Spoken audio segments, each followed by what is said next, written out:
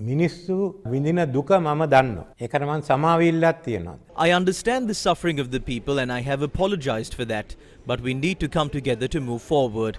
In such a situation, I postponed several meetings scheduled for Saturday, the 9th of July, the day of the Aragalaya. By evening, the Sri Lanka police made a request from me to leave the premises as those attending the Aragalaya would pass my residence on their way back and would make remarks. Thereafter, my wife and I left the premises. It was at that time my house was torched. It was my only home. My greatest treasure was my library. There were 2,500 books. The books penned by Reverend Queres during the Portuguese era were in the library. There were books dating back to 300 to 400 years about the Dutch era, penned by the late Boldiers. Some books were autographed by people like Kissinger. I cannot have them with me forever. That is why my three and I decided to donate these books to the libraries of Royal College, to the University of Peradeniya and other institutions on international affairs. I also had paintings with me, with some dating back to 200 years ago, and even to the era when the British arrived here. Today only one painting depicting King Vimaladarmasurya meeting the Dutch ambassador survived. All other paintings were destroyed. I was in possession of the Tripitaka and books on Buddhism. None of those books were spared. I had valuable Buddhist images to be gifted, and only one survived. Even the paintings by present-day artists were destroyed. People with a mindset like Hitler are the ones who set houses on fire. There is a background to this. At 4 p.m. on that day, there was a party leaders meeting and I joined via Zoom from where I was at the time. Several proposals for future programs were put forward, including those relating to the resignation of the president. Everyone agreed that the president must resign. There were proposals for a new system and a new government. The opposition proposed that the president and prime minister must resign and the speaker should take up the post in the interim and thereafter form a government. The parties in government remained silent and said that they will inform their decision later. But I said that would cause a delay and I disagreed. I also made the opposition's proposal for the president to resign, and then when an all-party government is formed, I am willing to step down from the post of prime minister. When an all-party government is formed, they can decide who will become president. There was a debate and I explained my position. There is a great deal of work to be done during these 2 weeks, especially with the IMF. We need to access fuel and food. If those fail, we will not get the opportunity again and everything will be delayed. Tweet එකක් ගිහින් තියෙනවා රවුෆ් හකින් ඇමතුමාගේ මම මේකට විරුද්ධ වුණා කියලා. ඒ වගේම එවලේ අපේ සුමන්දිරන් මන්තුමා කිව්වා ඇයි මම මේ තනතුරෙන් ඉවත් වෙන්න අකමැති කියලා. Before all this was complete, a tweet was released by Rauf Hakim saying I disagreed with the proposal. At the same time, parliamentarian Sumantiran questioned why I will not step down. I said I am willing to do so after creating a new government. I spoke to him and he said that he did not release it. However, this one tweet had gone to Sirasa. It was given publicity and the other media organizations also gave publicity. I made a special statement that I am willing to hand over power to an all-party government and that I proposed it. That was carried by the other media. That was the end of it. But Sirasa carried on with it and distorted it. I sent a second and third statement. I even spoke to their head 3 times and asked not to do this and warned that my house could be torched. But they continued. One group came and then police fired tear gas at them. Then another group came and police fired tear gas again. At the time, one Sirasa journalist fell down and they alleged that he was beaten. I apologized for that. If such an incident took place, they should have informed the police about the officer in question and called for an inquiry. But information was sent out calling others to the site. They even showed the road and said that they have legal advice and police cannot stop them. When the group arrived, the police used a baton charge and fired tear gas and did not resort to opening fire, even though it was the last option. They came in and set fire to the house. The documents from the president's house, temple trees, president's office were taken and destroyed. A government must act abiding by the law and must not operate away from the constitution. Parliament too cannot be forced to work externally. I am here to protect the constitution and then listen to the mandate of the people. We need an all-party government. That is my statement on the Saturday events. අර්ධපාක්ෂික ආණ්ඩුවක් ඒක ඇති කරන්නත් ක්‍රියා කරන්න. ඒ නිසා සෙනසුරාදා සිද්ධිය ගැන මම මේ සම්පූර්ණ ප්‍රකාශය කරනවා. Prime Minister Wickremesinghe, your accusation is that Newsfirst distorted your statement made about the party leaders meeting on the 9th of July. Well, let's take a look at what actually happened, shall we? During our breaking news coverage on the 9th of July, your media division released not 1 or 2, but 3 statements on 3 separate occasions with reference to what you said at the party leaders' meeting. Moments after releasing the first statement, your media division made a clarification. And right after that, an audio recording from you was released as well. This is how all 3 statements were telecast during our breaking news broadcast, which was already on air at the time. This is the Prime Minister's first statement. අග්‍රාමාත්‍ය මාධ්‍ය ඒකකයේ විශේෂ නිවේදනයක් නිකුත් කර තිබෙනවා. අග්‍රාමාත්‍ය දුරෙන් ඉල්ලා අස්වී සර්වපාක්ෂික රජයකට බලය ලබා දීමට තමන් සූදානම් බව අග්‍රාමාත්‍ය රනිල් වික්‍රමසිංහ මහතා පක්ෂ නායකයින්ට ප්‍රකාශ කර ඇති බව තමයි අග්‍රාමාත්‍ය මාධ්‍ය ඒකකයේ නිවේදනය කරන්නේ.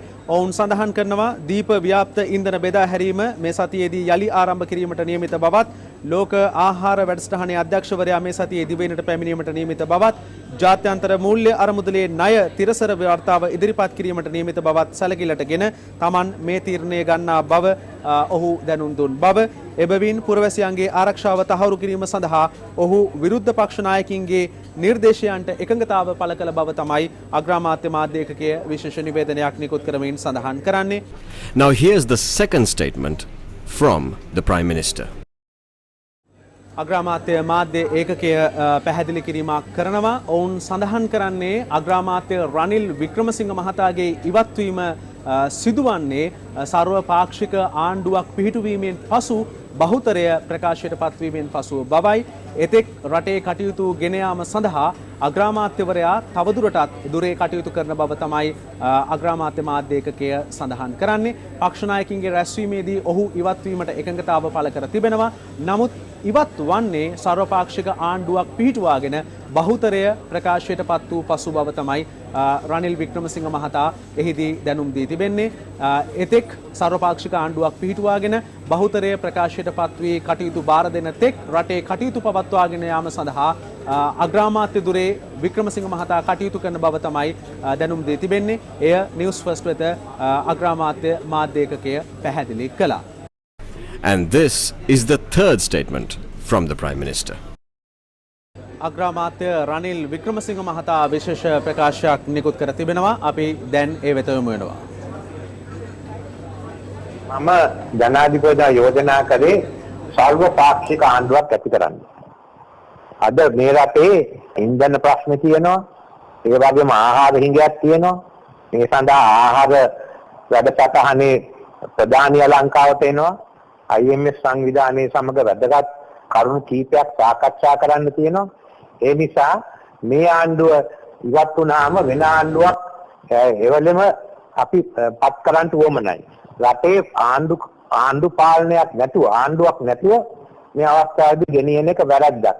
ඉතින් මේ ආණ්ඩුව මම යලිත් කියනවා මේ ආණ්ඩුව ඉවත් වෙනකොට තව අලුත් ආණ්ඩුවක් තියෙන්න ඕනේ. Mr. Wickramasinghe, you said we distorted your statements and didn't carry them. Sadly for you, it is quite clear that you have lied and we did carry your statements. So Mr. Prime Minister, let's now take a look at what actually happened that evening when our journalists were brutally assaulted. On the 9th evening, information of a protest close to the Kolpiti residence of Ranil Wickramasinghe reached us, and a Newsfirst team was dispatched to the site to report on it. That's what news organizations do. They report. It must be said here that the Newsfirst primetime news bulletin at 7 p.m. on Sirasa TV has a viewership of millions and is the most watched primetime news bulletin in the country. Apart from this, millions were also watching our breaking news online. When the police and Special Task Force began to brutally assault our journalists, our reporters repeatedly informed them that everything was being telecast live, but they didn't care. Now this is really important, that the police and STF attacked working journalists live on primetime news. Here's how armed police and Special Task Force personnel assaulted Newsfirst's female journalist Sarusi Piris.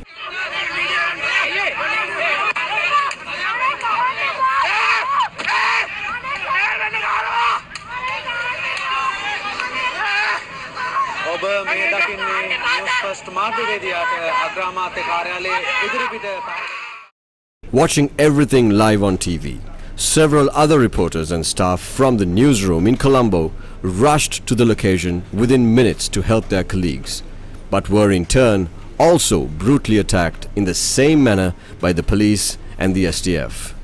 SSP Romesh Lianage, who was commanding the STF that brutally attacked the unarmed journalists, has now been interdicted. However, who is this man seen in civil attire at the scene of the attack? Mr. Wickramasinghe, you know this man quite well because he is SSP Nizam Jamaldeen, the head of your personal security detail. Is it possible for this attack on Newsfirst reporters to have happened without a direct order from SSP Nizam Jamaldeen, the head of the Prime Minister's security? And neither was there any attempt by him to stop or withdraw those carrying out the attack. He just stood there, watching as STF personnel armed to the teeth in anti-riot gear brutally assaulted a 23-year-old female reporter who was pleading that they stop and was running away. Jamaldeen just watched as those under his charge mercilessly beat up a Newsfirst cameraman who fell to the ground and screamed for help. Jamaldeen watched as many more Newsfirst reporters were beaten up and rushed to hospital. While action has been taken against STF SSP Romesh Lianage, why has no action been taken against Nizam Jamaldeen, the head of the Prime Minister's security detail, who appeared to be the man in charge as Newsfirst journalists were assaulted live on the nation's most watched primetime news bulletin?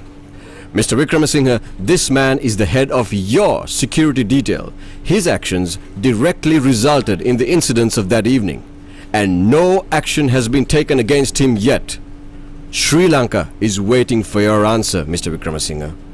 But just remember, there's absolute safety in the absolute truth.